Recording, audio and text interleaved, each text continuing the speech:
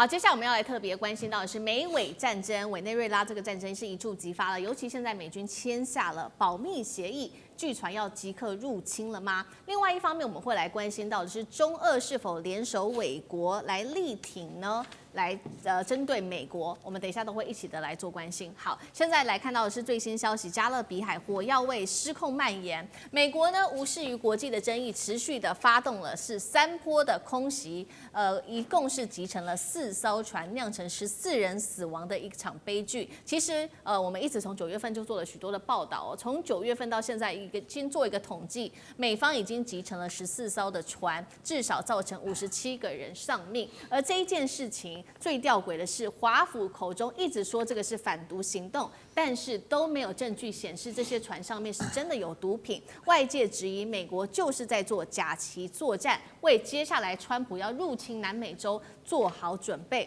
为什么会这样讲？我们先来看到有一些迹象。美联社的报道 ，CIA 美方曾经试图要策反马杜洛当时的专机首席飞官，他怎么要求这位飞官呢？说，你秘密的把你们总统把你们的总统马杜洛的座机转向吧，让美国呢可以直接当场逮捕马杜洛。这是第一件事情，来自于美联社的报道。第二件事情，我们来看到美军官员甚至被要求，路透社的报道，签署保密协议啊。指出呢，川普正在为入侵，接下来他不只是要入侵委内瑞拉，甚至还有哥伦比亚都已经预做好准备了。听到这些消息之后，美国政府怒斥这是美国南方司令部策划的殖民侵略啊！美国已经逮捕了疑似和 CIA 有关的这些佣兵，而他们正在准备策动的就是这一场假旗的袭击。川普从各种动作来看，已经准备好要来作战，要来入侵南美洲国家，要动武了吗？这一场行动最后的一个目的，是不是就是要扶植亲美的政权？委员怎么解读？当然啦，就对美国来说，他长期以来玩的把戏就是欲加之罪，何患无辞嘛。那么以前要加这个罪，好歹还会加的比较高尚一点就是跟普世价值有关啦，跟民主、自由、人权扯上关系。现在完全没有了，现在的这个借口都很 low 到让人家觉得非常意外了，就拿毒品出来讲了。我刚才讲这个芬太尼已经讲过了，他要对付加拿大跟墨西哥也是芬太尼，要对付中国大陆也是芬太尼，现在要对付这个中南美洲的国家的时候呢，他就拿白粉、拿毒品来说事了。可是关键问题来了，我们大家想一想，委内瑞拉也好，哥伦比亚的人有每天都在吸白粉吗？如果你说他生产白粉好，理论上来说他也应该要吸白粉吧。所以照你美国这种说法，哥伦比亚、委内瑞拉、墨西哥、加拿大、中国大陆理论上都在吸毒啊。可是为什么人家没吸，只有你吸呢？这才是你最大的问题吧？就你的人民不争气，跑去吸毒了，你不好好去研究一下，说我要怎么样去协助大家摆脱毒品，我要怎么样在国内严打贩毒。就你现在不是，你是回过头来说，所有我周遭跟那个扯上边的、没扯上边的，我通通都把你一网扫进去了。反正呢，我欲加之罪，你能怎样呢？所以对中南美洲的国家也是如此啊。照川普这种搞法，那你下周就要入侵金三角了吧？那委内瑞拉、哥伦比亚都被你占了，好啦，中南美洲可能没有制造毒品的地方了，那其他地方还有啊？你要打进地球上所有生产毒品的国家吗？所以我觉得这个逻辑简直是奇怪到极点，就自己不检讨自己不在国内做一些预防的措施，反而想尽各种办法用这个理由就把自己的手伸到全世界去了。好，那你说他要做这件事情干嘛呢？当然就是为了肃清他家后院的忠诚度啊。对美国来说，他已经早就对于中南美洲这些国家分崩离析，过去可能是对他完全效忠，现在各有各的盘算，各有各的这个结盟的方式了。他早就已经心生不满了，所以他找尽各种理由来处理他们。从我们看到的巴西，对不对？巴西他就希望他的好朋友能够重新复辟，重新上来，所以呢，他用关税来打击他。对，委内瑞拉也是啊，他说要入侵委内瑞拉，说马杜罗因为运毒品。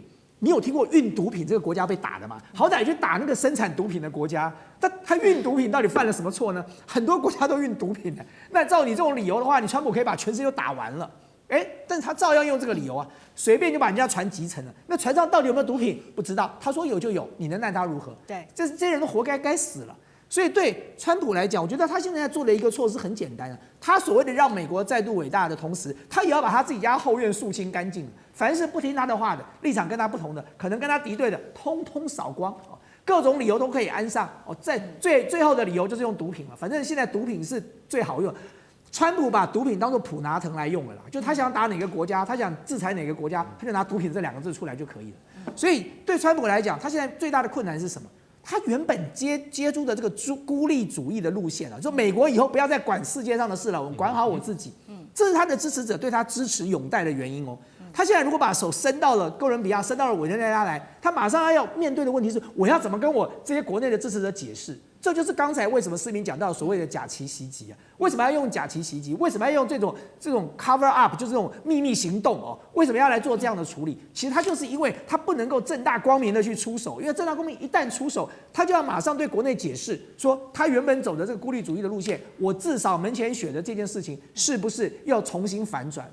好，所以我们看到川普的政治目的已经是非常明显了。所以接下来我们可以看到，美国跟委内瑞拉的这一场战争是一触即发的。但是呢，我们等一下要来解读一下美国它有哪一些装备，但是美国它也不是吃素的这一回它有了俄罗斯的帮忙，那有没有中国呢？这2个国家，等一下我们都会一起来做关注。先来看到，那美国它现在手上有哪一些战力哦？我们看到除了原本的6500名的官兵之外，还有包括了它已经出动了，它接下来会放的艾森豪号的航舰打击群之外，它的包括了轰炸机 B-1B 还有 F-15E 等等都会出动。另外，它还新增了包括有10000名的兵力，形成号称是史上最强的环尾包围网。刚刚讲了，美国也不是吃素的，他找来的是俄罗斯来介入帮忙。于是呢，我们来看到俄罗斯跟委内瑞拉就签署了一个战略伙伴条约，紧急派出了他的这个运输机，连夜的送武器到委内瑞拉，包括了现在美国境内的一些防空系统都是遏制的，包括了导弹啊，或者是战机，甚至是超音速反舰，都对美军可以构成威胁。这样做，俄罗斯的加入就能够阻止川普吗？美国的防空火力能够震撼美军它的这个航舰群吗？干哥有怎么看？好，我们来看哈，那个美国的兵力哈，你光看这个表哈，这个兵力不是打那个南美国家用的，是打北韩用的，你知道吗？你要打北韩要这样才够，你要这样的话，你就杀鸡是要用了牛刀了。为什么？你光第26远征单位就是陆战队啦，对，就是陆战队，那是最精锐的，那个是要去，那是可能要去打那个平壤的，所以说你才会派这些人去。为什么？因为他们都是陆战队的精英，然后再看到空军的 F-15E 跟 B-1B 啊 ，B-1B 好久没出来亮相了，我们知道终于可以看到它的样子了，不错不错。但是我可以告诉各位，就是说，他出动航空母舰战斗群，我的天哪，你怎么会用到这种东西？这根本严重违反了国际法。OK， 你现在我们第一次我们就认为说，你不能够把毒贩当成什么？当成敌人在打。结果1个多月前你也集成了第一艘啊！你看家属就抱头痛哭啊，毒品在哪里呀？到现在更新的船被集成，家属还是一样。请问毒品在哪里？证据在哪里？美国军方能不能提供？还有川普，你们能不能说出到底证据在哪里？说不出来，说不出来。所以现在开始有一些变，有些反转。什么？俄罗斯说来，那个委内瑞拉，我们签订了这个战略伙伴同盟同盟之后，这个一流生这个76飞机啊，终于真的是载着很多军火过去了。其实我跟各位讲。委内瑞拉现在要抵抗美国最重要的就是2种武器，一种就是反舰飞弹，另外一种就是防空飞弹。偏偏这2种都是俄罗斯的强项反舰飞弹给你什么？反舰飞弹我就给你那个KH-31啊。这种反舰飞弹是普遍配备在俄罗斯的主要战机上面，也就是在面对如果跟北约开战的时候，苏凯34战机。或者是苏凯57战机这些先进战机，他们都一定配备 KH-31。KH-31是一种什么飞弹呢？它就是这样子好了，终端速度是5倍音速，可是它并不是战略武器，它是战术武器。它5倍音速掠海飞行打过来的时候，你怎么被它从肚子里面穿过去，你都不知道。是航空母舰就会吃一颗这种。当然像这种飞弹，它不能一次集成航空母舰，但是它对于航空母舰以下、驱逐舰以下的飞机非常有效。它只要在水线附近穿过的话，这艘船就沉定了。所以它现在马杜罗他得到了这样的飞弹的话，我觉得对委内瑞拉是一个非常有用的强心针。那另外呢，就是大家看到我刚才讲的嘛 ，B1 都出来了 ，Freelancer，B1 是很久没有见面的那个战略武器啊，战略轰炸机啊。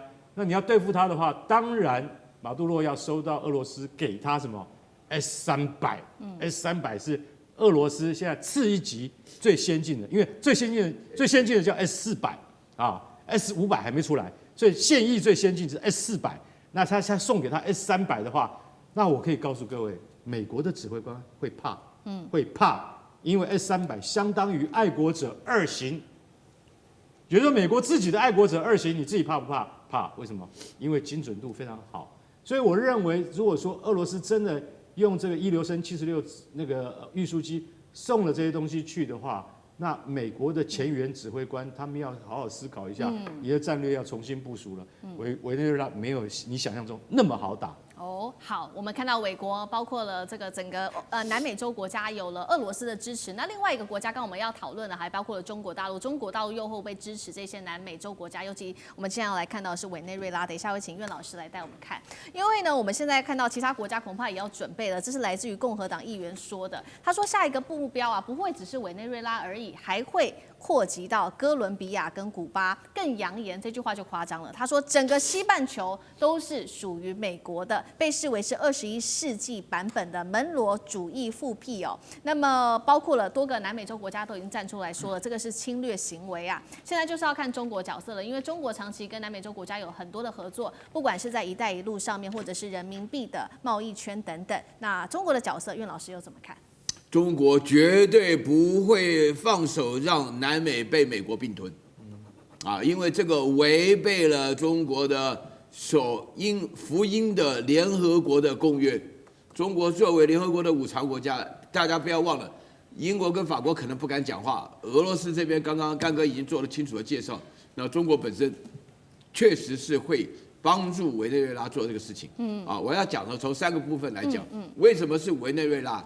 因为委内瑞拉从查韦兹开始，就是以反美著称，所以说呢，美国对于他家的后院，有人不听话就算了，还要反美，所以说查韦兹的话反美，查韦兹就用他们的石油来补助哥伦比亚，所以说整个南美洲基本上所有的南美洲国家都偏左，那美国是一个非常右的资本主义国家。第二点的话呢，那个委内瑞拉有全世界最大的石油产量。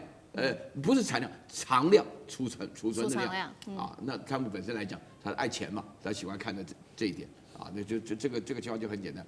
然后第3点呢，我要强调一下，这个美国这个共和党的参议员呢，叫什么斯科特的，他其实是很不要脸的，你知道为什么？因为你知不知道为什么美国拥有菲律宾的时候让菲律宾独立？因为美国不要跟穷人为伍大家要了解一件事情当美国人不难对不对？大了个肚子到美国生孩子就美国人，但是美国认为说你起码要有5万美金生孩子都不要穷人来。所以说美国要占领整个西半球只有一个办法，就学以色列在加沙把他们全部干掉就干到底下。美国人是不希望自己扩大，每个人都有在美国办签证的经验难得个要死美国人都害怕，都问你问你如果长得漂亮，问你要不要嫁人如果长得这个说问你有没有钱美国都很在乎人家要进来，他还要占领别的国家，所以斯科特就是讲的搞不懂那像古巴啦、什么哥伦比亚说好来你们都变成美国人愿意我们在台湾就有51俱乐部你知道吗？对不对？所以你美国又不愿意做的事情，又不愿意被杀光，那什么东西？美国对于南美洲像这种美国的参议员跟这个众议员水准很低的，这个是严重的违背了世界的公约，违背了联合国的精神。那中国怎么可以放手让你这样干呢？这不可能的事情是，好，谢谢袁老师。那我们休息一下，马上回来。地缘政治、美中之争、战略价值、强权崛起、小国生存，现在与未来洞悉事件走向，掌握世界脉动，全球观点尽在环球